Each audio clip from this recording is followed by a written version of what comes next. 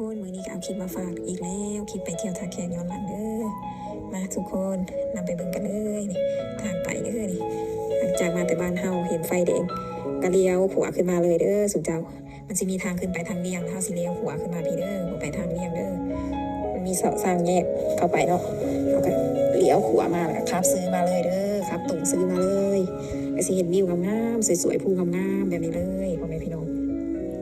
ทางก็สิดีอยู่เนาะบอนดีบอนบอดีคลุกคุกคิกเป็นบางบอนเด้ฮอดเลยเด้ก็มาสิเห็นไปน้อยๆสีเขียวนี่เด้อแล้วก็เลี้ยวซ้ายเข้าไปเลยเลี้ยวซ้ายแล้วเห็นปลาใหญ่ๆนี่เด้แหล่งท่องเที่ยวนี่แล้วก็เลี้ยวซ้ายแล้วก็ขับซื้อตรงไปเลยเด้อพ่อแม่พี่น้องประมาณ4-5 ลักก็ฮอดละบ่ไกลเนาะประมาณนี้แหละ4 ลักประมาณขับไปตรงเลยประมาณ4 ลักใกล้ฮอดแล้วทุกคนยับมาใกล้ฮอดแล้วฮอดแล้วทุกคนเห็นป้ายน้อยๆยาวๆนี่เลยเวเขาเลยเด้อทุกคนเลี้ยวซ้ายเลยนี่เลี้ยวเบื้องซ้ายมือเลยก็สิเห็นป้ายเบื้องซ้ายมือสิเห็นป้ายใหญ่ๆเลย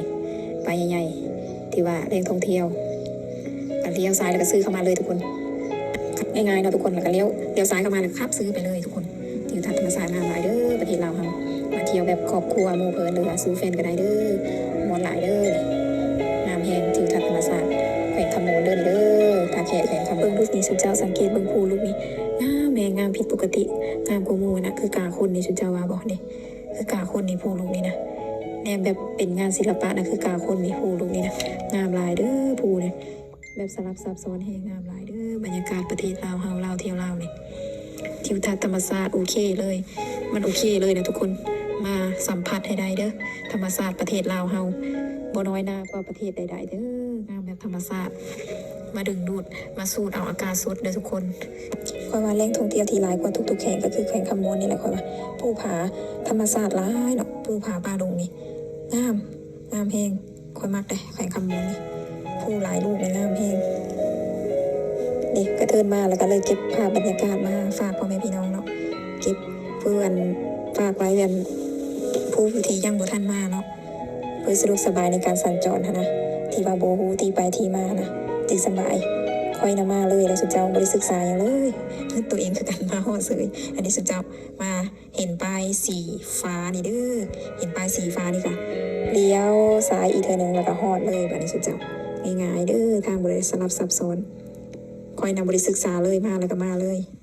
เลี้ยวซ้ายอีกเทอนึงก็ฮอดเลยเนาะสุดเจ้าครับมาซื้อเลยจุดหมายปลายทางง่ายๆเนาะสัญจรบ่ได้ยากฟังมาคือคอยนี่ก็ยังฮอด สู้ชีวิตแทนแล้วทุกคนเป็นซูเฟอร์พร้อมเป็นตากล้องพร้อมในโตเลยทุกคนเพื่อจะได้บรรยากาศมาฝากพ่อแม่พี่น้องไปแล้วบ่อยากมาพี่น้องแต่ว่าไปเห็นภูผาป่าไม้แล้วมันธรรมชาติมันสบายหัวใจแฮงนะ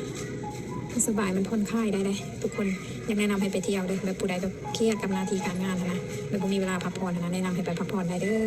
ให้เวลากับตัวเองนะทุกคนอย่าเงินก็สำคัญเนาะแต่ว่าเข้ากับแบ่งเวลาให้ตัวเองนำใช้ชีวิตแบบคือแบบขับรถไถเนาะทุกคนก็ต้องแวะใส่น้ำมันนำเนาะทุกการเดินทางต้องแวะใส่น้ำมันนำต้องให้เวลาตัวเองเกิดเป็นคอยในกระสูชีวิตอยู่เลยนะสุดเจ้า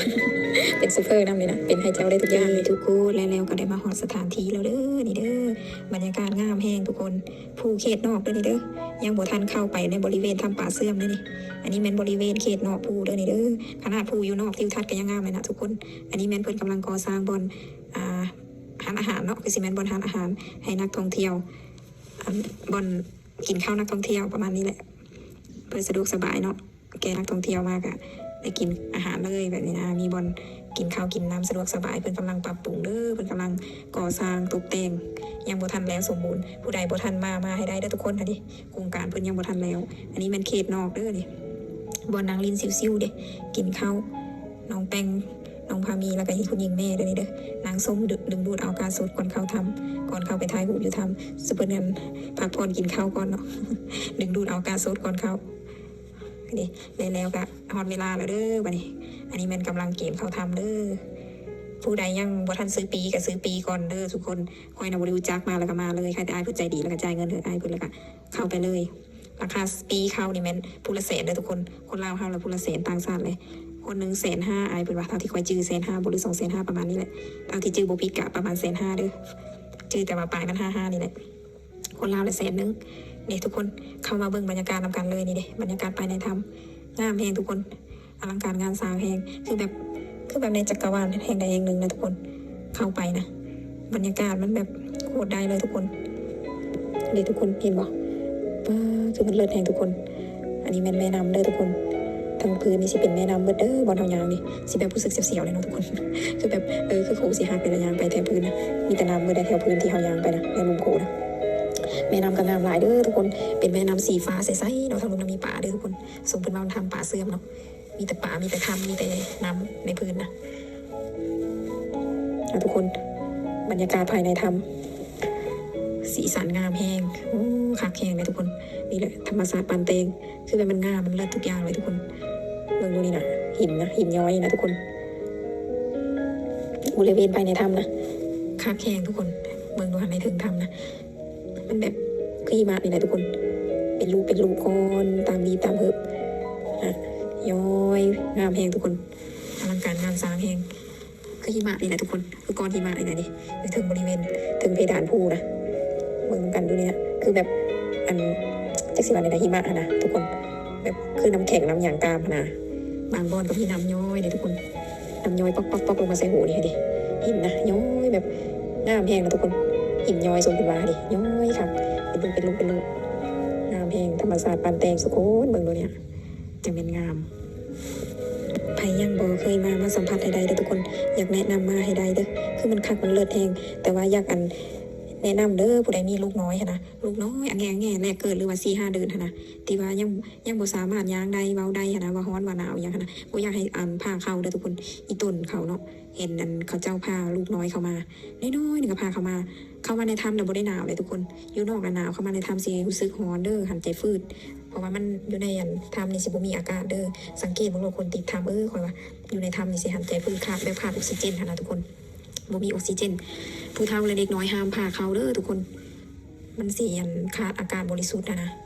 อยู่ในถ้ำนี่สิบ่มีอากาศปลอดโปร่งเด้อทุกคนเด้อนี่บริเวณพื้นมีแต่น้ำเด้อทุกคนน้ำใสแห้งน้ำใสงามแห้ง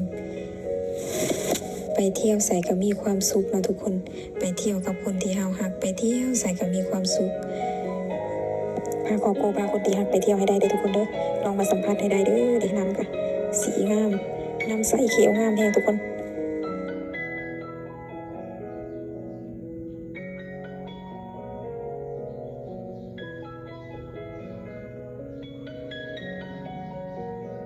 จุดพิเศษลาเป็นคนมักอิสระเนาะโมมักให้ใครบังคับแบบมักแบบความสบายใจนะโมมักสิ่งแวดล้อมคิดลบๆแบบสังคมแบบลบๆเลยอย่าตีตัวออกนะ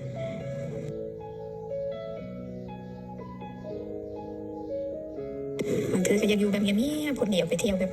เล่นธรรมชาติสงบไปกับหมู่ที่เฮาสนิทนะกับพ่อกับครู4-5 คนบ่จำเป็นต้องหลายนะไปแต่กับคนที่เฮาสนิทหูใจประมาณนี้ไปเที่ยวแบบสบายใจสบายกายพักผ่อนแบบนี้นะดูสุดเจ้าบรรยากาศคือมันเลิศแห่งธรรมศาสตร์ปานแตงสุดเจ้า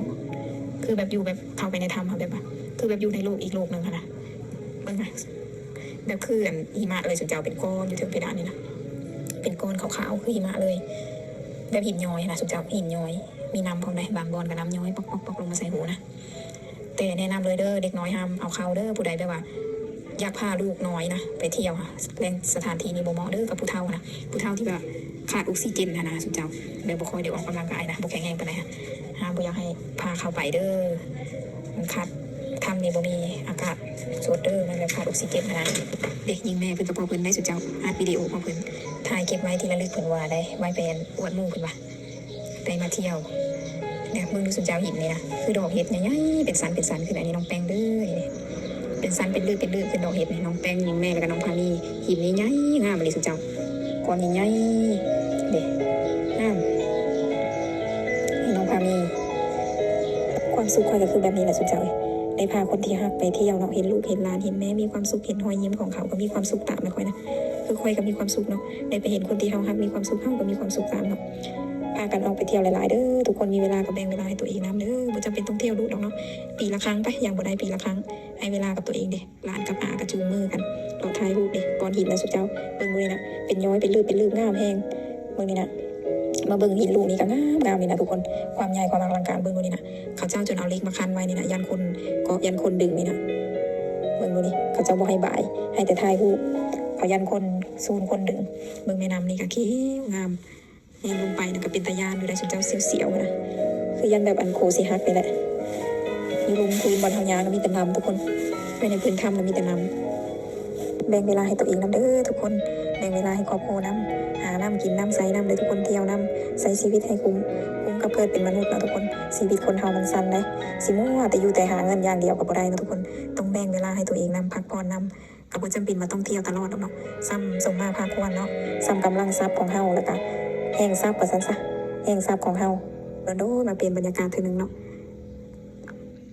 ต่างไปเปิดหูเปิดตาได้เห็นโลกกว้างขึ้นเนาะชีวิตจิตใจเฮาก็เบิกบานสดชื่นแจ่มใสขึ้นต่อยอดให้ตัวเองกับว่าแม่ทุกคนได้มาสัมผัสเปลี่ยนบรรยากาศใหม่ๆมาเที่ยวนำกันทุกคน